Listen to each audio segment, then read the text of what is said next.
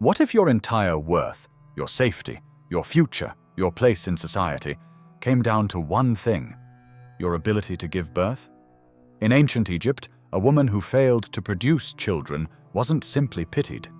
She was punished, branded by gods, replaced by rivals, banished from the very home she helped build. The temple offered no refuge. The law offered no mercy. And the men who once praised her would now trade her like a broken tool. But the real horror? That was yet to come. In ancient Egypt, childbirth wasn't just a personal milestone. It was a sacred obligation. A woman's ability to conceive was seen as a direct sign from the gods, a silent decree from the divine that she was worthy of her role.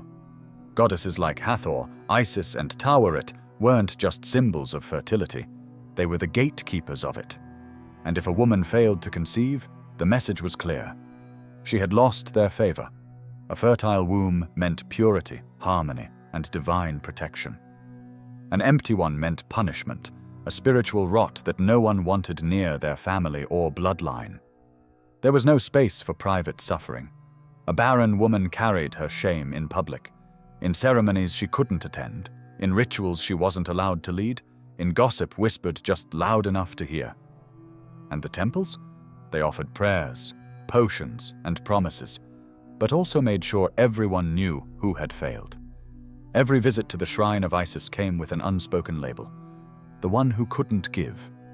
In Egypt, giving life wasn't just expected, it was how you earned the right to exist.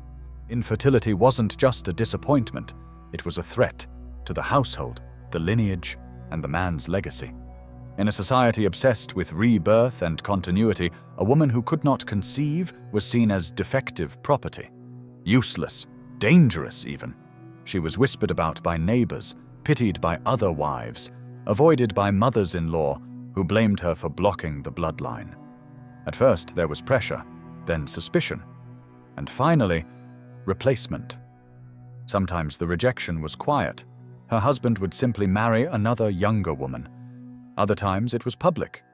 Accusations of spiritual impurity, of having angered the gods, of being cursed. In some homes she was locked out of the bedroom. In others she was locked in, hidden from guests, treated like a bad omen. In elite households she could be banished entirely. Returned to her father's house in shame, the marriage quietly dissolved without ceremony. And there was no recourse, no appeal. Her barrenness spoke louder than any defense. Her body had failed, and in ancient Egypt, that meant she had failed. In ancient Egypt, there was no legal limit on how many wives a man could take, but infertility gave him a reason, a weapon dressed as tradition. A barren woman wasn't divorced. She was replaced, not with dignity, but with quiet cruelty. The new wife wasn't hidden. She entered the household fully adorned. She was younger, fertile, chosen. And the first wife? She was left to witness her own undoing in slow motion. She still cooked, still lit the lamps, still knelt at the family altar. But her seat at the table shifted. Her name, once spoken proudly in rituals, was whispered like a ghost's. She was there, and not. In noble homes, the new wife became the public face. She accompanied the husband to festivals. She hosted feasts. She appeared in family reliefs and funerary plans, while the barren wife faded into architectural silence. And among the commoners, things were even more brutal. 2 women in one home meant constant comparison, one with children on her hip, the other with nothing in her arms but grain and shame. Some barren wives were forced to raise the children of their rivals, to clean their messes, to sing lullabies to the babies that were supposed to be theirs. Others turned to temple work, not out of piety but to escape, to disappear behind incense and stone and pretend that spiritual service could substitute for lineage. But it never did. Because in Egypt, a woman's soul was said to live on through her children. Without them, she was trapped, in the present, in the past, and in every life to come. When prayers failed, desperation began. A woman who couldn't conceive was expected to fix herself, by any means necessary. Temples offered rituals. Midwives offered remedies. and the lines between medicine and magic blurred into something far more dangerous. Midwives weren't just birth assistants. They were part herbalist, part sorceress, part spiritual negotiator. They mixed crushed dates with crocodile dung, honey with fly ash, lotus root with crushed amulets, anything to coax life into a silent womb. Amulets of Bez, the dwarf god of fertility, were tucked under pillows. Figurines of Taweret, the hippo goddess of childbirth, were bathed in milk and left beside the bed. Sacred incantations were whispered into bread dough, then eaten. Infertile women were told to sleep facing the Nile, to drink from sacred pools, to walk barefoot through temple courts while chanting prayers they barely understood.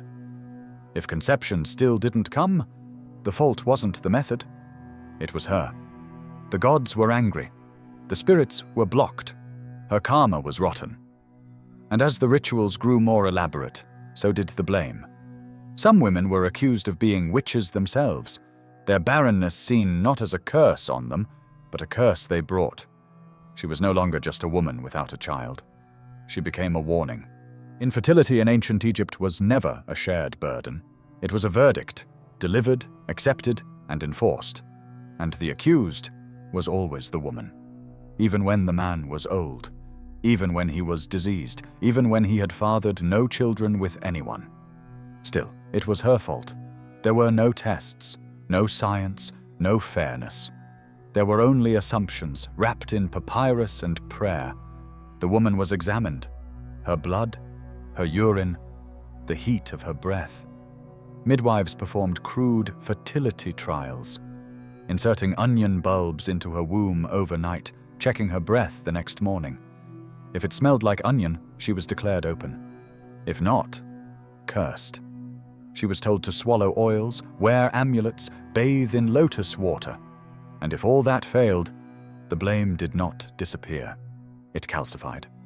Her husband would look away at meals. Servants would stop using her honorific title. In-laws would begin discussing alternatives. Usually younger, unproven girls who, by virtue of youth alone, were assumed to be superior. Some women tried to prove it wasn't them. They seduced other men in secret, desperate to get pregnant, to show that the womb wasn't the problem. But when those pregnancies failed, they were punished twice. For barrenness. And now, for betrayal.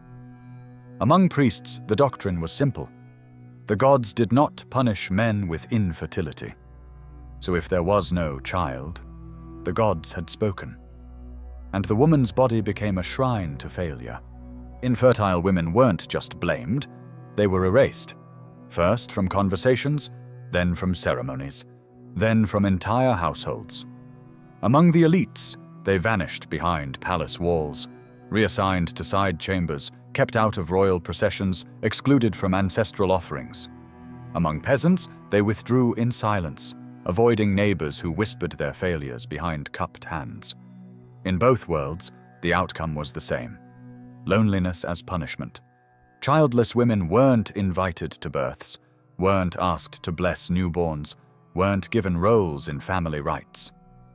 They were considered bad luck, a disruption to the life-giving flow. Some clung to temple service, pretending piety made up for barrenness. Others feigned sickness to avoid public events. A few were quietly repurposed as servants to younger, fertile wives, a cruel demotion hidden under the word tradition.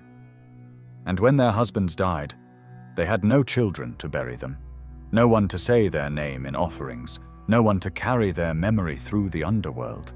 To be barren in ancient Egypt wasn't just a social wound, it was a sentence, to be forgotten. In ancient Egypt, marriage was a contract, and like any contract, it could be voided. A woman's primary duty was to produce children, preferably sons. If she couldn't, the law gave her husband the right to walk away. He didn't need to prove cruelty, neglect, or betrayal. Infertility was enough. If a woman couldn't conceive, her value diminished publicly. Divorce wasn't scandalous, it was bureaucratic. Simple, efficient. A man could draft a statement, gather 2 witnesses, and have the separation formalized.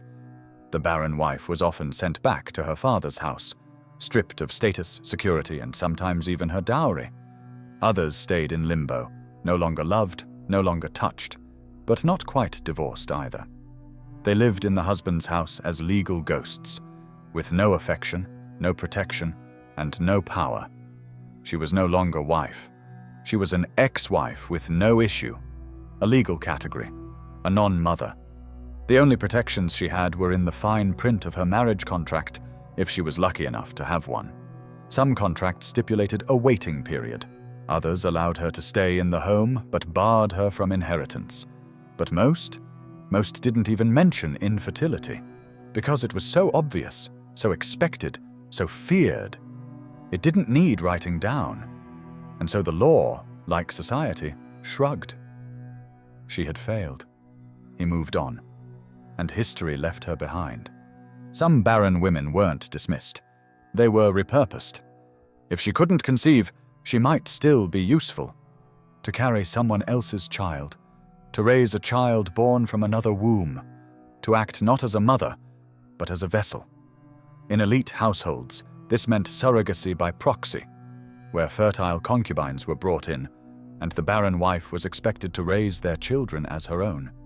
She smiled, she nurtured, she claimed, but everyone knew.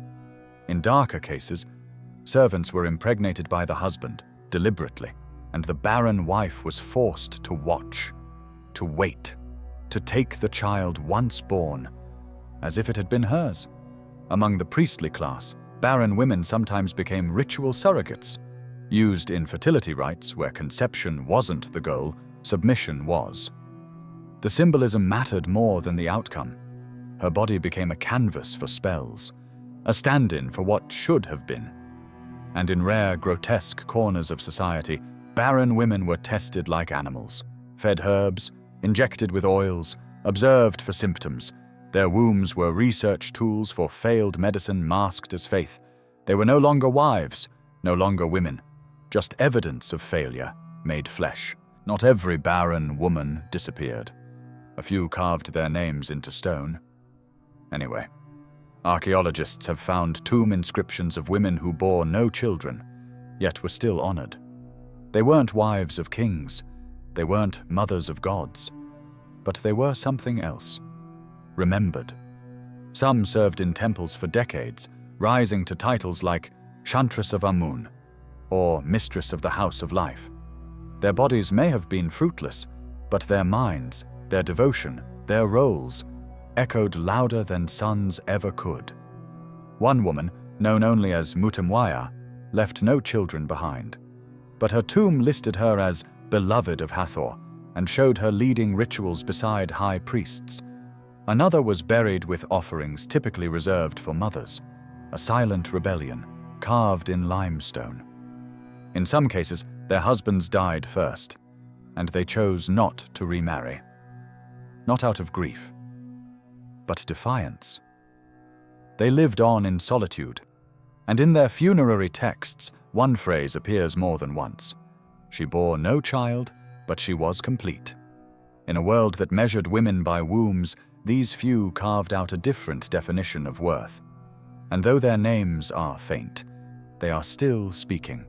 She entered marriage full of prayers. She left it full of silence. Her name was not cursed. It was simply not spoken. No sons to speak it, no daughters to carry it, no priest to chant it at the gates of the afterlife. In ancient Egypt, to be barren was not just to be forgotten in life. It was to risk erasure in eternity. And that was the ultimate punishment.